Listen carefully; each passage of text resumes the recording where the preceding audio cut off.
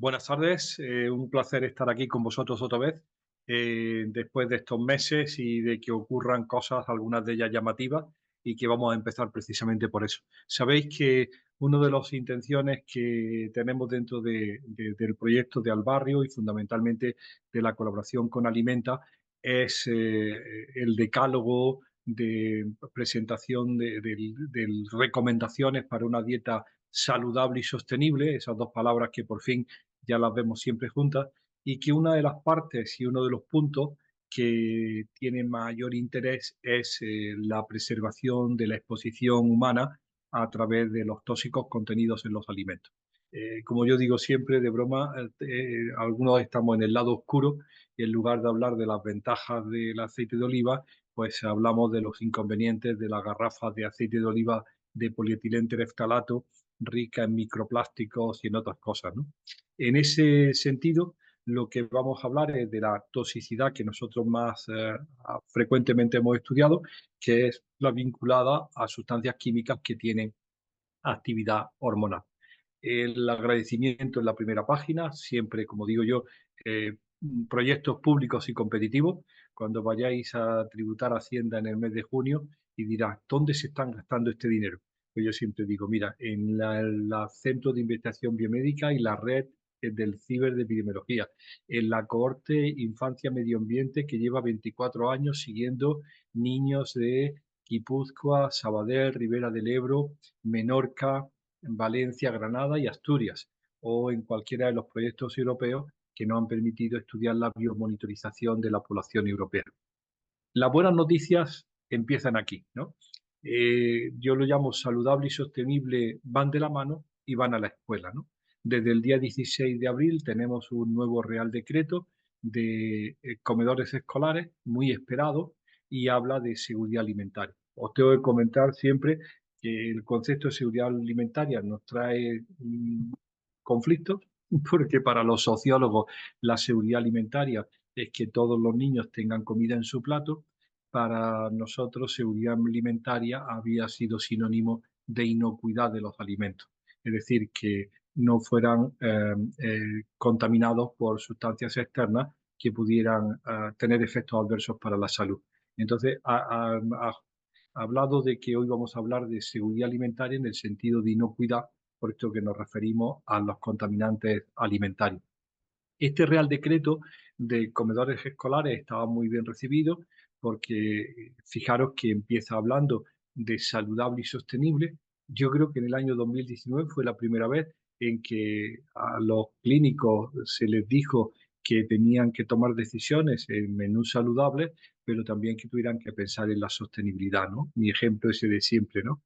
Está bien que recetes y recomiendes un kiwi ecológico para de Nueva, porque es ecológico, pero si viene de Nueva Zelanda ha hecho 22.000 kilómetros para que a ti te alivie el estreñimiento. Y eso no es sostenible, porque el impacto ambiental que puede tener ese trasiego de comida por todo el mundo, pues probablemente a la larga tiene un efecto perjudicial para la salud. El caso es que es una de las grandes justificaciones de este Real Decreto era el plan de acción contra la obesidad infantil. Sabéis que si no hacemos algo, para el 2030 el 50% de niños serán obesos o estarán en la fracción de sobrepeso, y era una cosa de la presidencia de gobierno que se había olvidado y ahora lo han recuperado. Otra de las cosas que habla el Real Decreto y está recogido en muchos de sus puntos es que eh, la contratación de los servicios y suministros relacionados con los alimentos y bebidas para los comedores escolares. Os tengo que decir que comedores escolares para el Real Decreto es la guardería no municipal, porque esa se le escapa, es la primera infancia, más las escuelas, más los institutos. Y han sacado de comedores escolares la universidad y los comedores universitarios no están dentro de esta legislación. Bueno, bien, para lo que queda, las recomendaciones y los criterios para la contratación de servicios es que se opte por alimentos frescos, eliminando los procesados y ultraprocesados, elementos que sean de temporada, procedentes de canales cortos de distribución, el 45% de las raciones de fruta y hortaliza deben ser de temporada. Hay algo muy criticado y que dentro de Alimenta a los expertos pues se le ha parecido realmente ridículo, que es que solamente se oferte un 5% de producción ecológica, cuando algunas regiones como Cataluña o Canarias ya habían optado claramente por la participación de la producción ecológica como suministro directo a los comedores escolares. Un 5% de producción ecológica debe ser 2 platos principales de comida al mes. A lo mejor poniendo una manzana ecológica en el postre ya han cubierto estas necesidades. A nosotros esto nos parece absolutamente ridículo y gran parte de la presentación va orientada a la demostración de que el consumo convencional asegura, compañeros, asegura la exposición a pesticidas, ¿no? Una de las novedades que comentaremos hoy es que ayer se publicó el informe anual de la EFSA, la Autoridad de Seguridad Alimentaria Europea, y la AESAN, la española, sobre los datos últimos del año 2023. Y seguimos en lo mismo, ¿no? O aproximadamente un 40% de lo que consumimos de todo tipo de alimentos y 45% cuando hablamos de fruta y verdura tiene residuos de pesticidas, ¿de acuerdo? Dentro de la legalidad. Están muy proud, muy orgullosos de que solamente el 1,7% de lo que consumimos en España tiene algún residuo por encima de los límites máximos de residuos, pero está en el 40% o en el 45% de lo que comemos los residuos dentro de los límites legales. Le dedicaremos una atención a esto. La producción integrada y a mí me llama mucho la atención en donde se habla del residuo, de la generación de residuos y sobre todo el desperdicio alimentario y solamente una pequeñísima mención en el punto K, que es el último, a la reducción del uso de envases monodosis. Nosotros, compañeros, estábamos esperando que por fin se aplicaran todos los criterios de reducción de la exposición al plástico y sus derivados en este Real Decreto de Comedores. Parecería lógico que si Francia, por ejemplo, ya lo hizo en el año 2018 con aplicación definitiva, con guillotina incluida, el 1 de enero del 2025, que España diera un paso más valiente para la desaparición del plástico en los envasados, en la preparación y fundamentalmente en el servicio de comedor. El ver vasos de plástico o bandejas de policarbonato para servir unas lentejas calientes es un auténtico desastre, ya que por ley el policarbonato y su residuo bisfenol A ha quedado prohibido con la reducción de un TDI en 20.000 veces a partir del 31 de enero del año 2024. Es decir, es tan pobre en el asunto de la eliminación del plástico de los comedores escolares que merece una auténtica crítica, ¿no? Fijaros que además hace mención en el último apartado a los envases monodosis. Parecería que es que ya no te van a dar ketchup en bolsitas y ese va a ser el gran avance cuando dices que el monodosis debería haber sido sacado ya de la restauración colectiva de bares y de todos sitios. Yo siempre digo de broma que cuando voy a un hotel, antes me llevaba todas las monodosis de gel y de champú, no sabía para qué, pero como me las regalaban, me las llevaba y ahora el gel y el champú está atornillado en la pared de la ducha, ¿no? Ya es mi manera de llevárselo. A ver si ya por fin espabilan estos chicos del ministerio y atornillan la aceitera en la pared del restaurante para que uno se eche la dosis que le dé la gana sobre la tostada sin tener que producir ese impacto tan enorme que tiene sobre la salud el que te metan 8 mililitros, ¿cuánto es? 10 mililitros de aceite de oliva virgen en una bolsita o en un paquetito de poliestireno o polipropileno o que te tengan que dar todo en plástico que nadie va a reciclar. ¿De acuerdo? Entonces, suspenso, claramente suspenso. Real Decreto deficiente en lo parte que atañe a nuestro criterio de saludable y sostenible en los aspectos de seguridad o inocuidad alimentaria. Otra cosa son los criterios de que han cuidado la composición del menú y lo que tiene que componer o tiene que estar presente en el plato. Pero en cuestión de impacto ambiental es muy deficitario, puesto que no habla de producción ecológica y muy deficitario en que sigue abusando del plástico. Dice, por último, que se dispondrá de jarras de agua de consumo en las mesas de los comedores, salvo que no sea posible debido a las condiciones de suministro. ¿De acuerdo? Difícilmente va a negarse que haya agua municipal en un comedor, pero ya por lo menos dan un paso adelante en donde va a haber una jarra de agua de origen municipal. Mirad que esto estaba regulado por la Unión Europea en el año 2019, la obligatoriedad de que cualquier europeo al sentarse en la mesa de un restaurante iba a recibir, antes de abrir la boca, una jarra de agua de cristal con agua municipal, como el orgullo de que el agua era fiable, potable y de la máxima calidad. Pero desafortunadamente llegó COVID en el 20 y parecería que la jarra era la mejor manera de contaminarse por el virus y desapareció ese tipo de normativa en Europa.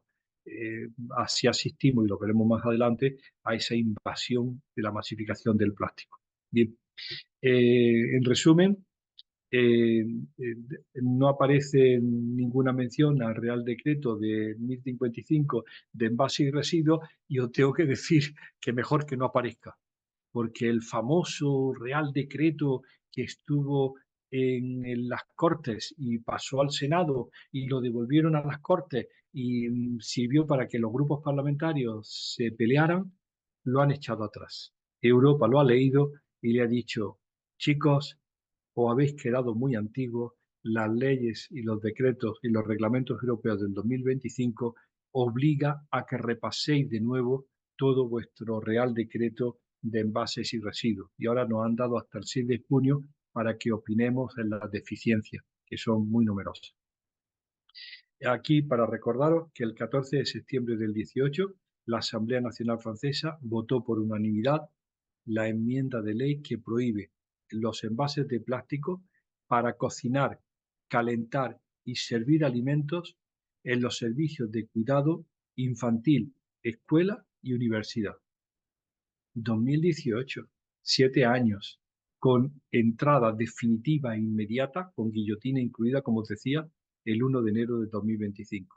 Y estos chicos, lo único que se van a atrever a hacer es que haya una jarra de cristal y que no haya bolsitas de ketchup. Pues, volviendo al principio, acordaros que el tema siempre es el mismo y ya lo comentamos, lo he reducido para pasar a una parte más novedosa, que es el concepto de disruptores endocrinos y la vinculación que tienen la mayor parte de los componentes que estamos hablando, ya sean pesticidas o plásticos, con el petróleo. La idea de la transformación alimentaria, que a mí me sigue fascinando como un mejor instrumento para aunar saludable y sostenible, y vamos a hacer un hincapié hoy más que otras veces en el envasado, cocinado y procesado de los alimentos, fundamentalmente en recomendaciones sobre el plástico. Ya sabéis que nosotros trabajamos en esta parte especial de la toxicidad química, que es la disrupción endocrina. Se hace referencia a una sustancia química, un disruptor endocrino, que interfiere con el equilibrio hormonal y por tanto tiene consecuencias adversas para un individuo expuesto a su descendencia. No hay más de 50 hormonas, esas hormonas son muy similares en la escala genética, o filogenética, es la misma la TSH y la hormona tiroidea de la rana que del humano, y son pues un número reducido que apenas si se cuentan con los dedos de las manos y los pies, y hay, por el contrario, más de 145.000 compuestos químicos en el mercado, algunos de los cuales interfieren con las hormonas. No todos. De 145.000 tenemos identificado unos 2.000, y aquí están algunos ejemplos. El bisfenol A de la lata de conservas o del biberón de policarbonato, el triclosan de tu pasta de dientes, prohibido ya por fin desde enero de este año, pero se han pedido otros 2 años para eliminarlo, claramente antitiroideo. Los polibromados de la tapicería del último sofá que te compraste, que dice que es antifuego, el famoso DDT, que aunque esté prohibido desde hace años, sigue persistente y es de los compuestos más frecuentes en el tejido adiposo de cualquier eh, europeo.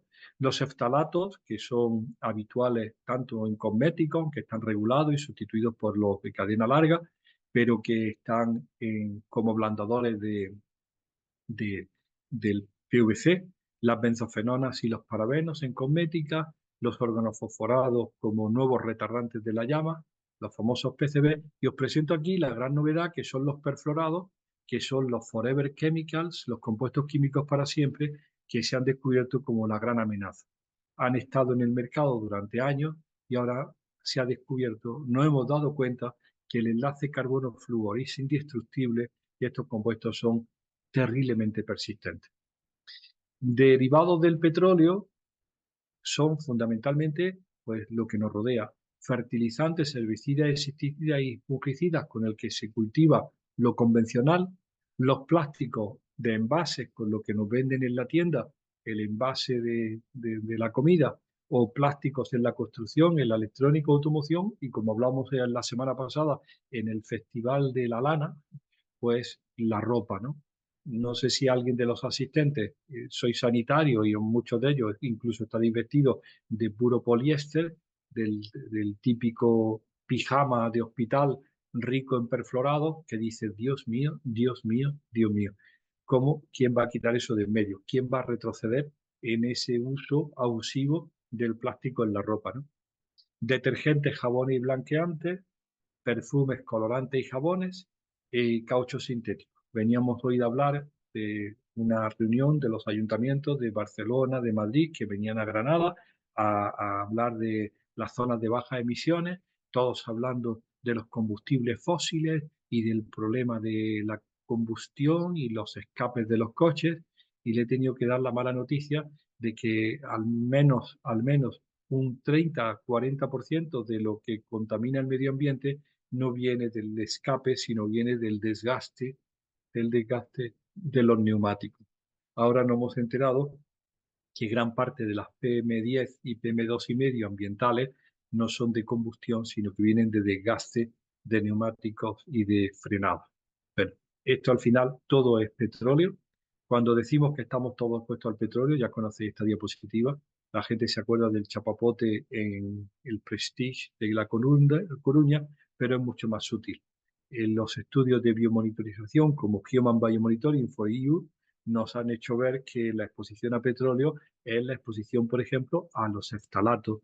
Los metabolitos de los monoésteres de los eftalatos están en la orina de todos los europeos, de cualquier edad, de cualquier latitud, ya sea por exposición contaminante en agua, por cosméticos, por aire o por productos plásticos, y ya sea por vía respiratoria, digestiva o dérmica, se incorporan al individuo y uno los elimina, afortunadamente, en forma de ftalatos. Estos ftalatos están en el 100% de la orina de todos nuestros menores. Los efectos para la salud de la exposición a estos disruptores endocrinos, pues los que nosotros hemos estudiado están aquí representados, fundamentalmente obesidad y diabetes para los disruptores metabólicos, problemas reproductivos tan duros y tan importantes. El otro día, acordaros, se publicaba en Barcelona el Instituto Benavente sobre la pésima calidad del semen de los españoles, desde La Coruña hasta Barcelona, sin que se dijeran bien claras las causas, decían que podían ser hormonales, dice, hombre, claro, hormonales, inmunológicas o ambientales, y a mí me quedé con las ganas de decirle, chicos, algunas de las ambientales son hormonales, porque si consideras la exposición a disruptores endocrinos, confundes hormonas con medio ambiente. Pues bien, diabetes, obesidad, problemas tiroideos, lo digo siempre, habéis conseguido, le digo a los endocrinos, que la hormona tiroidea sea la cuarta medicina más vendida en España con receta, después de 4 analgésicos, fundamentalmente por la disfunción tiroidea en términos de tiroiditis e hipotiroidismo, y déficit de crecimiento fetal, bajo peso al nacer, y en los niños pues pubertad precoz, que ya no sabemos cuántos papers hemos escrito, el problema de obesidad infantil y déficit de atención y desarrollo conductual. Las fuentes de exposición son inadvertidas. La mayor parte de estos compuestos entran por alimentos, bebidas y agua. Ahí son las recomendaciones que tenemos que centrarnos hoy.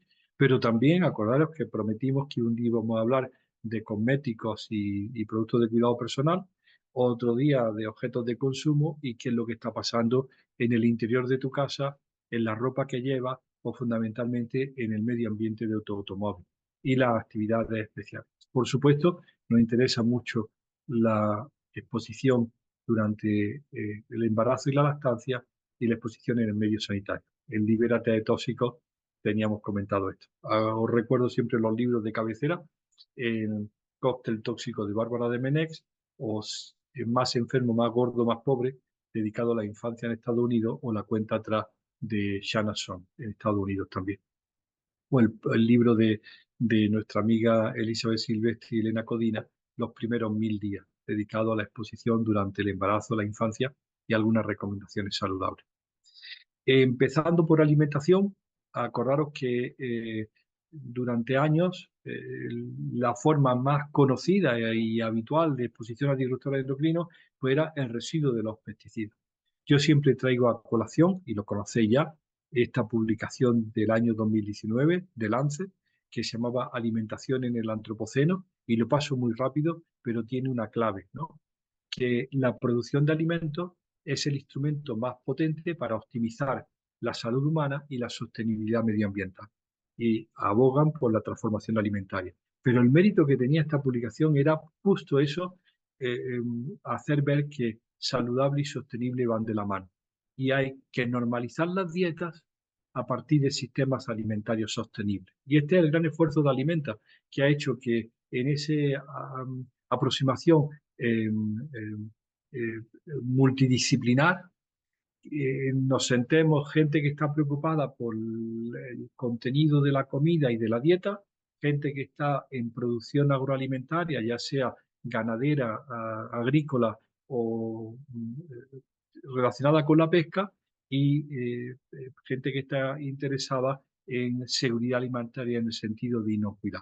Pues bien, eh, siempre decimos que no hemos pasado 3 pueblos. Esto es el exceso de consumo de proteínas de origen animal, 288% global, 638% en la cultura norteamericana, y en el estudio aquí lo está, de Alimenta, pues Isabel Cerrillo, que la conocéis bien, y Rubén, pues publican cómo el exceso de consumo de carne y de proteínas de origen animal en la dieta española, con los datos reales, es de 3,6 veces por, ¿no? Con un déficit en el consumo de fruta y un déficit en el consumo de legumbres. Justo en pescado parece que estamos mejor, justo ahí están las recomendaciones. Cuando decimos que nos pasamos 3 pueblos en consumo de carne roja, pues mirad, esto es Estados Unidos y esto es Europa, ¿no? En este naranja, ¿no? Y como hay un déficit, no tanto en verduras, pero sí en frutas y en legumbres, con lo que sería en la proporción ideal para la dieta de cada día. En un solo minuto dedicarle a la nueva forma de consumo de carne. Esto es el desierto del norte de la provincia de Granada, con este sistema nuevo de granjas de intensivo, que van desde Lérida hasta Almería, que cubren todo Levante, de cerdos que nunca ven la vida. Esto parece más Auschwitz que cualquier otra producción. Cuando dice el gobierno español que ayer o este año produjimos 31 millones de cerdos, uno se imagina que viajando de aquí a Barcelona va a ver los cerdos cruzándose por la vía del tren porque hay 31 millones. No, no se ve.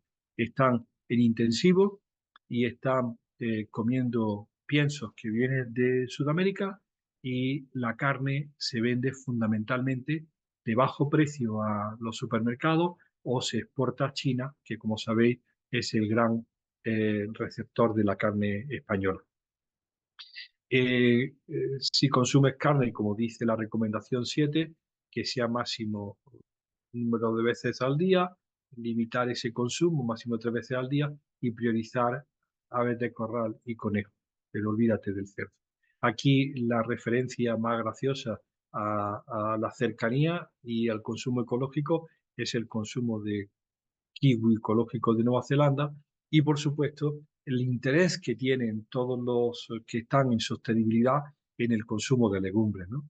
En, en consumo de garbanzos, lentejas y habichuelas como fuentes de proteína y de fibra y de elementos que son más que necesarios. Pero tenemos una gran crisis, ¿no?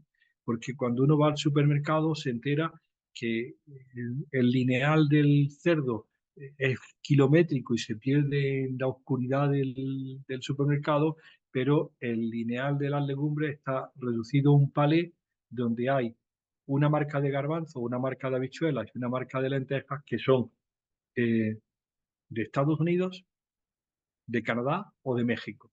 Y dices, pero ¿dónde están las famosas legumbres españolas? Porque aquí está el garbanzo pedrosillano, que yo digo, si viene de Estados Unidos, deberían llamarse Peter Sitting o algo así, ¿no? Pero que no me hablen de garbanzo pedrosillano, que ha hecho 8.500 kilómetros para venir a tu plato. Por eso el empeño de Alimenta en la defensa y la recuperación de las legumbres de producción nacional. Os tengo que contar que hace un mes, paseando por Barcelona en una tarde, de pronto en una de las mejores calles del Ensanche me encuentro una tienda de legumbres que parecía más que una tienda de legumbres, una boutique. Y en la puerta un chico vestido de azafato que te invita a pasar y te enseña unos saquitos perfectos de legumbres, todas con apellido, ¿no? Y todas de origen local y de maravilloso, ¿no? Lentejas de Padrón, no sé cuánto. Y los precios y no competitivos, ¿no? 10 euros, 15 euros, 12 euros el kilo, cuando dice esto no puede ser la recomendación de consumo de legumbres. Habrá que regular la procedencia y el cultivo para hacerlo claramente saludable y sostenible. Compra de temporada, compra de cantidad y compra al peso. Paso muy rápido sobre el pescado porque ya tenemos las advertencias seculares del contenido en mercurio. Afortunadamente en Cataluña se han producido los mejores papers sobre consumo de pescado limpio, sin mercurio en el Mediterráneo, y clarísimamente se aconseja la pesca artesanal y de cercanía, y el boquerón, la sardina y el calamar quedan, y la pescadilla quedan perfectamente defendidas como libres de mercurio. Y la, la no necesidad de que en un colegio, en una escuela o una persona en edad gestacional consuma atún, por rico que esté, mero, pez espada, emperador o cualquier forma de tiburón como es el cazón. También esto consume pescado al menos semanalmente, priorizando el pescado de pequeño tamaño, azul, de temporada y si es posible de cercanía. Bien, y pasamos al apartado de pesticidas que os siempre guardo esta diapositiva del año 25, del año 2005 y que han pasado 20 años porque me sirve todavía. Porque aquí dice que 60% están limpios de pesticidas, 36 tienen dosis inferiores al máximo tolerado y 4 están por encima de la dosis máxima recomendable. Pues en el informe, ahora lo vamos a ver, de ayer, estamos en 60% están limpios, 30, no, 38%, casi 39, 38% tienen residuos dentro del máximo tolerado y en lugar de 4% ahora es el 1,7% los que tienen algún pecado mortal. Pero esto, aquí lo tengo, indica que seguimos siendo los reyes del mambo en consumo de pesticidas, que hemos invertido las ventas, ya no es los insecticidas el número uno, ganan los herbicidas, le hace glifosato y le sigue los fungicidas. Y lo más abundante en la medida de pesticidas en el informe 2023, que se publicó ayer, 2025, son los fungicidas, el tratamiento post cosecha. Como yo digo siempre, ¿no? Antes uno veía como las naranjas había que tirarlas del frutero cada 2 días porque alguna de ellas se convertía en una naranja blanca, llena de moho, blanca y verde, y ahora las naranjas ya no se muecen, sino que se van reduciendo hasta que en un mes se han convertido en nueces, ¿no? Pues bien, eso es gracias al abuso de los fungicidas. Estas son las ventas de pesticidas en Europa y aquí está la gran campeona con 76 millones de kilos, que es España, con un aumento del 44% anual de la venta de glifosato. Europa prohíbe pesticidas, el linurón en el 18, el nonilfenol en el 19, el clorpirifos en el 20 y el mancozeb en el 21. Os tengo que advertir que el pesticida más frecuente de los prohibidos en el análisis del año 23 es clorpirifos, precisamente.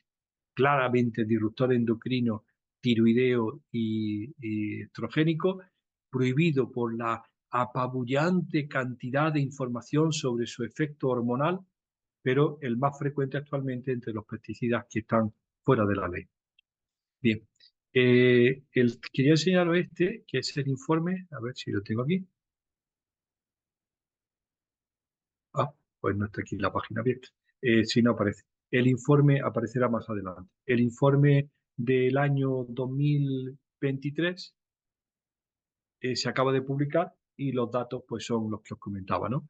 El 37% de los alimentos tienen algún pesticida y fundamentalmente dominan los fungicidas y entre los insecticidas el clorpirifos.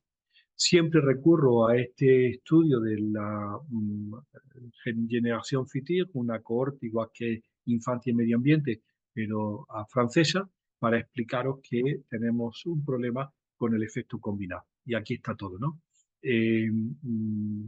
Un niño le preparan la comida de acuerdo a la reglamentación, analizan el desayuno, almuerzo, media mañana, merienda y cena, y esto es, por ejemplo, el análisis de comida legal en el mercado que no sale ninguna de los alimentos con algún residuo de compuesto químico tóxico por encima del límite legal. Pero mirad lo que tiene el salmón, ¿no? Estos son polibromados, esto es DLTDD, es una carne de pescado grasa, pues tiene todos los orgánicos persistentes, estos PCB y todo. El resumen, muy claro, y con esto acabamos esta parte. En un día, un niño comiendo sano se toma 81 sustancias químicas diferentes, 42 de ellas clasificadas probables o posibles carcinógenos, 5 posibles carcinógenos y 37 disruptores endocrinos. Este es el mayor demostración del fracaso en el sistema de producción convencional y de regulación. Y lo tengo que decir por esto. En la corte IMA, donde hay niños de, aquí lo voy a enseñar, de Asturias, de Guipúzcoa, aquí está Sabadell y Valencia, hemos tenido ocasión de medir el residuo de pesticidas y sus metabolitos de los actuales permitidos en la orina y no hay razón de ser de que el 83% de los niños valencianos con 10 años men todos los días clorpirifos, ¿de acuerdo? Cada región parece tener su huella digital, su marca de los pesticidas más frecuentes en función de cuáles son los alimentos o la producción más consumida y más producida. Esto es una señal clara de que hay un fracaso en el sistema de producción. En otras palabras, compañeras, el consumo convencional te asegura la exposición a pesticidas. Y esto tiene consecuencias sobre las hormonas, sobre el desarrollo neuroconductual, en los niños machos sobre estrógeno las niñas hembras, lo digo aquí, pues las niñas sobre el adelanto a la pubertad. Esto es difícil, los estudios son complejos, las asociaciones son epidemiológicas, que ya sabéis que la epidemiología no le gusta al regulador porque no es de carácter experimental, pero al final sigue yendo con tu hija de 8 años con vello púbico y botón mamario, con un problema de adelanto en la pubertad y el pediatra se encoge de hombro y viendo que todo lo demás está normal, pues dice que será el pollo, ¿no? Porque se acuerda todavía de la fantasía del pollo estrogénico de los años 80.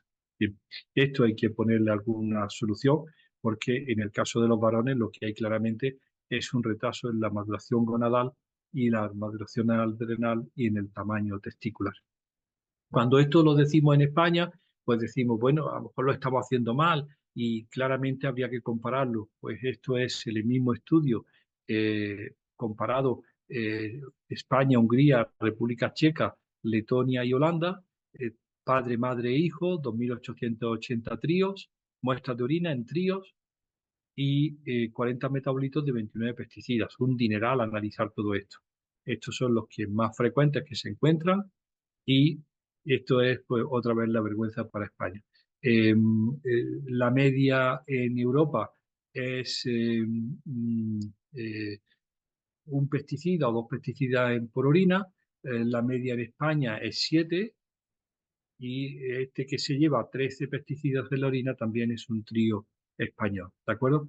Entonces, confirma los datos nuestros sobre la frecuente exposición de pesticidas. Esto necesita que la Agencia Europea de Seguridad Alimentaria, fundamentalmente la Agencia Nacional de Seguridad Alimentaria, tome carta en el asunto y disminuya esta exposición. Bien. Entonces, la clave es consumir fundamentalmente ecológico. Quería llegar con esto a la parte de solución el compromiso de Europa para solucionar este problema de la exposición. Y fundamentalmente aquí, pues teníamos en el año 19 el compromiso votado en el año 20 en el Parlamento Europeo, poco antes de la era COVID, sobre la reducción de pesticidas. Acordaros que ese programa de la granja a la mesa era transformar la forma de producir y de consumir alimentos en Europa, reducir su huella medioambiental y seguir garantizando la disponibilidad, la seguridad alimentaria. Y tenía, y aquí lo dejo al final, promover un consumo de alimentos y una dieta saludable más sostenible, reducir la pérdida, luchar contra el fraude, mejorar el bienestar animal, aumentar la superficie de tierra dedicada a la agricultura ecológica y, fundamentalmente, 50% de reducción del uso de plaguicidas para 2030. Pero eh, esto fracasó poco antes de las elecciones parlamentarias, en el año 2024, salieron los tractores a la calle. Lo que pedían los tractoristas y los agricultores era precios justos, pero la respuesta de la autoridad fue la derogación del compromiso de la disminución de los pesticidas para el año 2030 al 50%. Y quien ha ganado claramente es el eh, productor de pesticidas, no el ganadero, ni el agricultor, ni el consumidor. Han dejado todo otra vez libremente y ahora nos enfrentamos, como muy bien dice el informe del año 23, publicado en el 25, a la presencia de una cantidad importante de residuos de pesticidas en productos importados. Porque ante la guerra de Ucrania y el déficit de la producción europea, nos vemos obligados a importar de países donde no son tan estrictos en la regulación de residuos de pesticidas. Y ahora nos encontramos que si hay un 4% de residuos en productos nacionales, se alcanza el 10% cuando se compara con productos de importación. Bien. La última parte, que es muy rápido, en 3 minutos vamos a ver, es el embalaje alimentario. Y aquí os tenía que decir que estamos asistiendo a esta orgía del plástico. Si cuando yo nací, era más o menos por aquí, lo señalo así en grande para que no se vea, no había plástico, en el año 2030 son 400 millones de toneladas y las previsiones de la Unión Europea para el año 2050 es de 1.800 millones de toneladas mundiales, ¿no? Es decir, la explosión del plástico en todos los medios, en tu casa, en la construcción, pues se está viendo ya claramente en el packaging, en el embalaje, en el textil y en todo lo que acompaña a la comida. Este súper empaquetado alcanza a veces la broma, ¿no? Como este arenque solo en una barqueta de poliestireno envuelto con un fil de polietileno que tú llevas en una bolsa de polipropileno y arrastras en un carrito de policarbonato, donde el único vencedor y ganador de toda esta historia, que estaba muy vinculada al miedo de COVID, es el fabricante de plástico y el que hace embalajes. Como dice, la contaminación ambiental ha llegado a todos sitios, los peces ya tienen microplásticos y nanoplásticos y la señora reclama al pescadero que le dé una bolsa para su pescada y el pescador le dice, no, si ya la lleva dentro, ¿no? Situaciones como esta de la sustitución de las bolsitas de té por bolsitas de polietileno o de nylon, que liberan billones de microplásticos, que no tiene sentido, la efusión de los la silicona en las cocinas, cuando la silicona está claramente prohibida por su liberación de dimeticonas de 4, de 5, 6 en champú y en gel, pero no está regulada en la cocina y menos con el calor del horno, o el desastre del no reciclado del Tetra Brick, porque la única fábrica que reciclaba Tetra Brick, que estaba en Barcelona, que era Storenso, cerró en el año 2019 y desde entonces pues no hay nadie, no hay tecnología para separar el aluminio del polietileno. Y ayer aparecen esas chicas ingenieras que siempre vemos, tan elegantes y tan bien vestidas, en un foro presentando que ya han encontrado para la mezcla de polietileno y aluminio, que lo llaman en España polial, van a hacer mobiliario urbano. Es decir, que veremos cómo esta caca de plástico y aluminio irreciclable, pues acabará siendo bancos y maceteros, hasta que acabe su vida propia, su vida útil y se convierta en un desecho altamente tóxico. Evita el plástico en los alimentos, en el superempaquetado, evita el policarbonato en las botellas, ahora se están sustituyendo las botellas grandes por botellas de PET y acuérdate que la mejor opción, y lo has dicho ya muy bien en Barcelona, es el agua municipal. Hay que mejorar si tiene algún problema, pero tiene un precio que es de risa. El agua más cara de toda la península ibérica es la de Cataluña, con 2,69, compañera, 1.000 litros, que te la llevan a tu casa. Que en Castilla-León vale 1 euro, 1.000 litros llevada a tu casa en un aparato que se llama grifo y que ahora es irrenunciable, ¿no? Tenemos el problema de los microplásticos en las botellas de PET, que decíamos que eran unas 10.000 partículas, hasta que este nuevo estudio eh,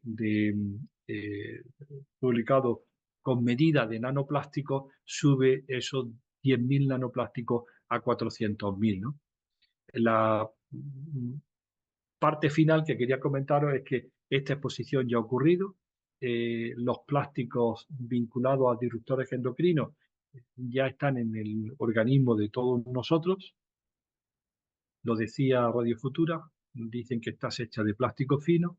El plástico está en la placenta desde el año 2021, publicado por los italianos. Ahora acaban de publicar, compañeros, en el año 25, por fin un vínculo entre plástico, prematuridad, mayor plástico en placenta, prematuridad y bajo peso al nacer, que no tiene más placenta, más plástico la placenta más vieja, sino aquellas que son de partos prematuros tienen más plástico y ahora hay que hacer el vínculo en si es causal o es una asociación no causal, una asociación no causal, el plástico en el colon y fundamentalmente la exposición de la flora intestinal, la microbiota, a los contaminantes que vehicula el propio plástico. Plástico en las heces, plástico en el hígado, plástico en el tejido pulmonar, que siempre os comento que el más llamativo, vosotros sanitarios, el polipropileno, porque de eso están hechas las mascarillas. Es decir, uno se asombra ahora que el más frecuente en sangre sea el polietileno o el PVC, pero en pulmón es claramente el polipropileno. Claro, vistiendo una mascarilla de polipropileno afieltrado, lo normal es que ese polipropileno esté en el árbol bronquial. Plástico en el esputo, plástico en la sangre, plástico en la leche materna, plástico en las placas de ateroma. Esto ya por fin la clase médica se vio concerniente y preocupada porque era en la revista publicado en el New England Journal of Medicine, donde se habla que las placas de ateroma de 400 pacientes tienen PVC y polietileno y la idea y colesterol, no se sabe si es causa o consecuencia. Y el último, que lo sabéis de hace menos de un mes, microplásticos en el cerebro que ahora alguien está vinculando con demencia. Los efectos de estos microplásticos están por conocerse. Nosotros sabemos los efectos que están vinculados a la disrupción endocrina, porque estos microplásticos tienen aditivos disruptores endocrinos o su propio monómero, un disruptor endocrino, pero fundamentalmente parecería que uno de los mecanismos más habituales es el de inflamación. Producen efectos de cuerpo extraño e inflamación. Se lo contamos a los digestivos de que todos estos microplásticos en tejido, en el epitelio intestinal, microplásticos que miden desde 5 milímetros a pocas micras, es decir, que tienen claramente el tamaño celular. Estos microplásticos están produciendo inflamación local y estrés oxidativo, y ellos pensando por qué la enfermedad inflamatoria intestinal crece de esta manera. Solamente para acabar, os comento pues, la regulación más reciente de la prohibición de los envases mm, de comida cubiertos interiormente de resina epoxi.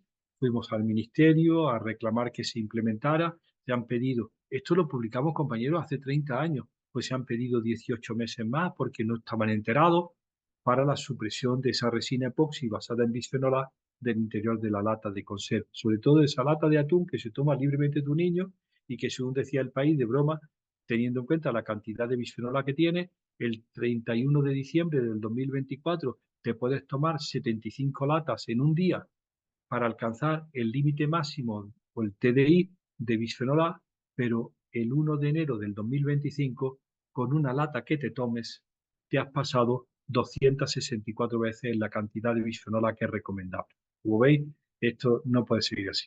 El último apartado está dedicado a los perfluorados. Si queréis ver bien algo de los perfluorados, en este paper de Nature del 3 de agosto del 23 está muy bien explicado. ¿Puede el mundo librarse de los perfluorados? Pues probablemente no, porque han entrado a lo grande en lo último, de forma silente en nuestra vida. Mirad que está en todas estas aplicaciones, que son el teflón, los polímeros, algunos pesticidas, pero mirad esta de aquí, que nadie quiere ni comentar. Este perfluorado tan sencillo, con 3 flúor sustituyendo a los 3 carbonos, a los 3 hidrógenos, es el más común de los inhaladores para el asma infantil, el asma infantil. Y ahora dices, ¿cómo me voy a quitar esto de en medio? Bien, la última parte, ya sabéis que hablamos de perfluorado. Estos son los niveles de perfluorado. España tiene un plan para la obesidad infantil, a ver si ahora con el Real Decreto de Comedores se activa. Y cuando se lo comentamos a nuestros compañeros endocrinos, pues nos dicen que no nos metamos en berenjenales, que está claro que hay un factor genético muy importante en la obesidad. Como dice Botero, padre obeso, madre obesa, niños obesos. Y yo le enseño el gato y le digo, ¿y el gato qué vínculo tiene familiar y genético en esta familia? Probablemente aquí hay un problema de mala dieta y de exposición a contaminantes persistentes. El último, que siempre me gusta enseñarlo, es este trabajo de la patata, ¿no? La patata que encuentras en el Mercadona o en cualquiera, que está envuelta en un film de polietileno con polipropileno interior, que se prepara en 5 minutos por cocción rápida, ¿no? En microondas. Estos científicos han analizado esta misma patata cocida en agua y la patata en el microondas y ven que sí es cierto, con el calor algunos componentes del plástico pasan a la patata. Vale, eso lo sabíamos. Pero es que el polimerizador del polipropileno residual que estaba en el plástico pasa a la patata y produce la polimerización del almidón. Y aparece un producto nuevo que nadie conocía, ni nadie tenía en consideración. Y con esto, pues tenemos el gran problema de que hay un superalimento distinto a lo que tú pensabas, desconocido, y como yo le digo a la gente, tú preocupado porque eres alérgico a la lactosa y estás comiendo esta super patata. Bien, para acabar, solamente con deciros que los mecanismos de protección del consumidor han fracasado, ya no hay prevención, tendríamos que actuar de forma directa, ya hay poca anticipación tenemos. No hay poblaciones no expuestas, dada la ubicuidad de los contaminantes, y nos interesa y nos preocupa mucho la exposición de los jóvenes, del embarazo, de la lactancia y de la infancia, y por supuesto la mujer está en el punto de mira de los efectos indeseables porque gana por goleada. Y en consecuencia de la exposición, pues está aquí trastornos reproductivos, cualquier sistema hormonal, desde la vitamina D a la hormona tiroidea, puede verse afectado, y más que nunca es necesaria una aproximación multidisciplinar. Por eso, alabar vuestra acción que intenta sacar esto de la ciencia y de los especialistas sanitarios y pasar al público y a otros sectores que tengan esta misma información. Gracias por vuestra atención. Creo que estamos ahora mismo en 15:07. Yo creo que alguien tiene que irse, pero dejamos así un tiempo para si hay alguna pregunta.